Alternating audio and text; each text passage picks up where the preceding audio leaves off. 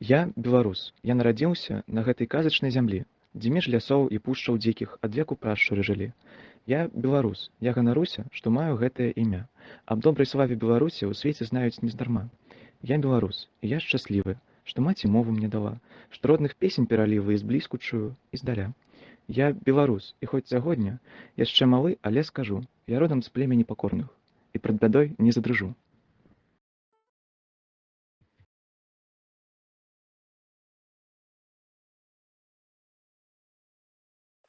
У кожнага народа, як і ў кожнага чалавека, свой характар, свой лёс. Чалавек, як кажуць, калі выходзіць у людзі, дзеліцца самым лепшым, што ў яго ёсць. Народ багаціць чалавецтва найлепшымі духоўнымі падарункамі, якія збіраліся тысячагоддзі. І гэты цудоўны дар перадаецца з пакалення ў пакаленне. Самае вялікае багацце Беларусі гэта яе людзі. Уладзімір Караткевіч пісаў: «Жывы, разумны, працавіты беларускі народ. Беларус адрозніваецца шчырасцю, гатоўнасцю заўсёды прыйсці на дапамогу ў бядзе». Кажучы пра традыцыі і сучаснасць беларусаў, нельга не ўспомніць Францыску Скарыну, Ефрасінію Полацкую, князя Вітаўта, Кастуся Каліноўскага, Янку Купалу і Якуба Коласа. Мой народ зберагае сваю даўніну, кожны нашай гісторыі знаўца. Добрым словам успомніць не раз Скарыну і пахваліць за мудрасць Мсціслаўца. Каліноўскага імя навокал гучыць, і Купала, і Коласа слова.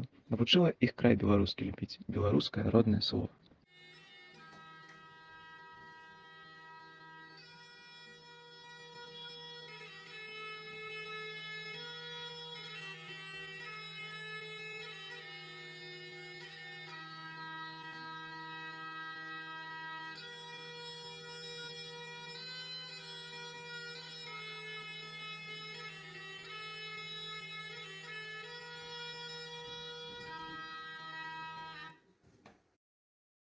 Родная зямля клікала свайго сына. Аднак першую сваю кнігу «Псалтыр» Скарына выдаў не на радзіме, а ў чэшскай Празе. Запомніце гэтую дату. 6 жніўня 1517 года, дзень нараджэння нашага кнігадруку. А колькі вершаў і песень напісана пра Беларусь, колькі сардэчных слоў адрасавана любой краіне, чыстай і светлай.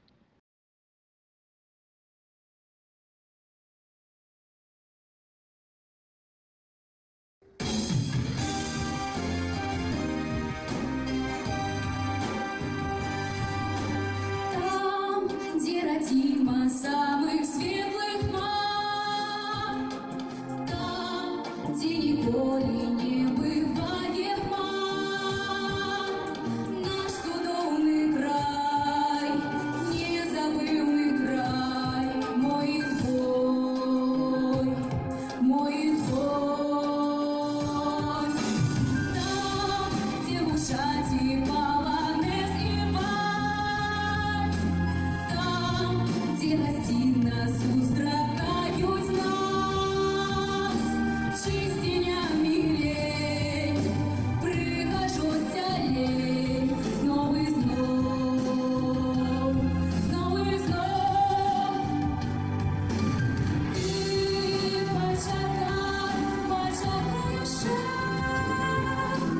Я так хачу падрасці хутчэй, і болей нідзе мне не страціць бы надзей. Веры бясконцаю цябе.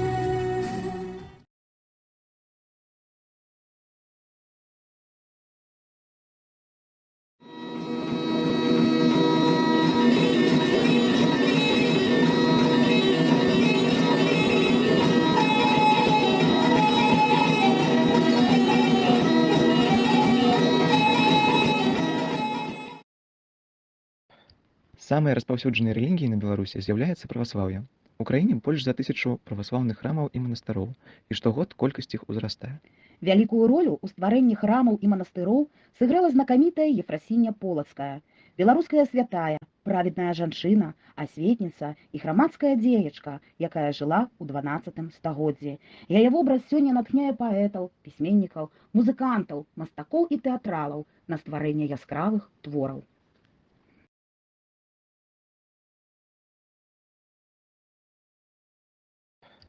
Самай распаўсюджанай рэлігіяй на Беларусі з'яўляецца праваслаўе.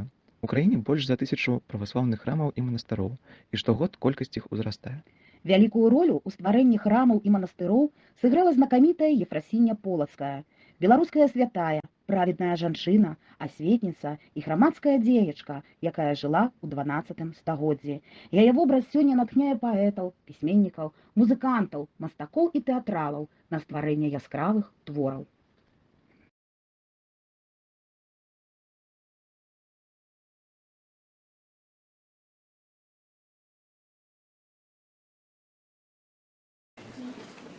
Святая Ефросинья – удивительный человек, человек необыкновенной мудрости и доброты. Вы, ребята, сами можете увидеть ее на иконах и встретиться с ней, побывав в Крестовостриженском соборе Полоцкого Спасо-Ефросиньевского монастыря, где и находятся ее мощи. Вашу молитву она слышит и обязательно поможет найти ответы на все ваши вопросы.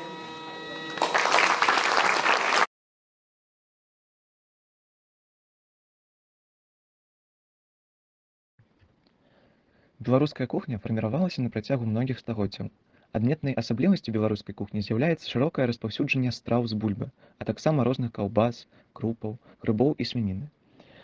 Значную частку нацыянальнай беларускай кухні складаюць дранікі, клёцкі, каўдуны, бабка, трачоны, капыткі, камавікі, лежань і мачанка. Народ, што праўда, быў застольны, і гэта трэба разумець. Ён і на слоўца болей вольны і болей здольны пашумець. Калдун, духмяны, самавіты, у масле ўсмяглы, а паўзверх смятанкай свежаю паліты. Ну што, ізноў глядзіш, як звер? І адчуваеш, няхай хоць гэтуль у труну, а не зганьбуеш, не стрываеш, дасі прытул і калдуну. Калі на свеце нехта дзесьці умее добра працаваць, таму умее ён і смачна з'есці, і, адпаведна, згатаваць.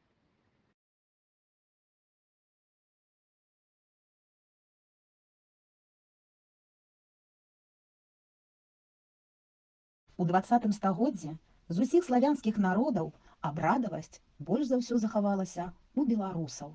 Давайце пералічым гэтыя святы: каляды, грамніцы, масленіца, гуканне вясны, Вялікдзень, радаўніца, Юр'я, сёмуха, купалле, Пятрова, Ілья, зажынкі, талака, дажынкі, яблычны спас, пакровы, дзяды, сарачыны, радзіны, вяселля.